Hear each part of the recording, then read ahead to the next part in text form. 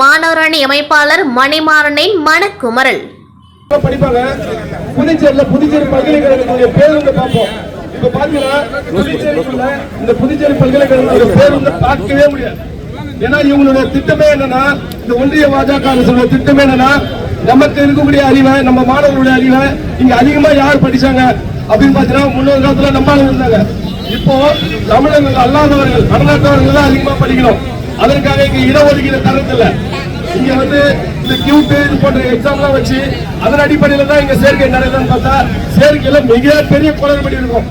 நீட்டு pass ஆகாது, cute pass ஆகாத, எக்ஸாமே attend பண்ணாதவங்களுக்கு சீட்டு தருவாங்க. அப்படி எதுக்காக அந்த எக்ஸாம் வச்சுக்கிட்டீங்க? இப்ப சமயத்தில் பாத்தீங்கன்னா ஒரு நோட்டிபிகேஷன் கொடுத்தாங்க ஸ்டூடெண்ட்டுக்கு, ஒரு 100 மார்க் எடுக்கணும். யூனிவர்சிட்டியில நோட்டிபிகேஷன் தராங்க, அனைத்து கொஸ்டினும் அட்டன் பண்ணணும்னு சொல்றாங்க. அனைத்து கொஸ்டின் அட்டன் பண்ணணும்னு சொன்னா அதுல பாத்தீங்கன்னா மைனஸ் மார்க் இருக்கு. பொதுவா எப்படி இருக்கும், எல்லாரும் அவங்க தெரிஞ்ச மார்க் அட்டன் பண்ணாங்க, அதுல இருக்க ஒரு மைனஸ் சரியெல்லாம் வைக்குவாங்க. அது எப்படி நீங்க நிர்பந்தம் பண்ணல, கழுத்து எழுச்சி நீங்க அமுக்கிறீங்க, அனைத்தையும் பாஸ் பண்ண எழுதணும்.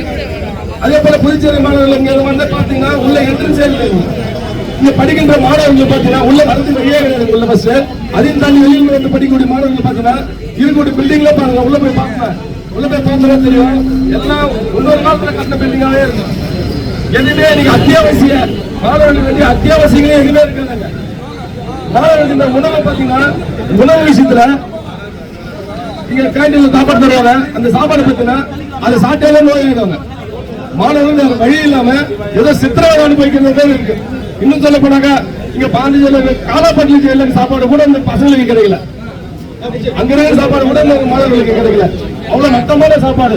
இந்த நிர்வாகம் என்ன செய்யறாங்க அப்படின்றத இப்ப விசிஆர் என்ன சொல்றாங்க, நான் வந்து அதிகாரம் இல்லாம இருக்கேன், நான் வந்து தற்காலிக விசியா இருக்கேன், எனக்கு அதிகாரம் இல்ல. அதிகாரம் இல்லாத அதிகாரம் தான் இல்ல. எதுக்காக நீங்க இருக்கீங்க? அதிகாரம் இல்லாம தவறு பண்றதுக்கு மட்டும் பிரயாணிக்கீங்களா? புதுச்சேரியை சேர்ந்த மாணவர்களுக்கு நீங்க இழைக்கக்கூடிய அந்த துரோகத்தை வெளியே கொண்டு வருவதுதான் திராவிட முன்னேற்ற கழகத்தினுடைய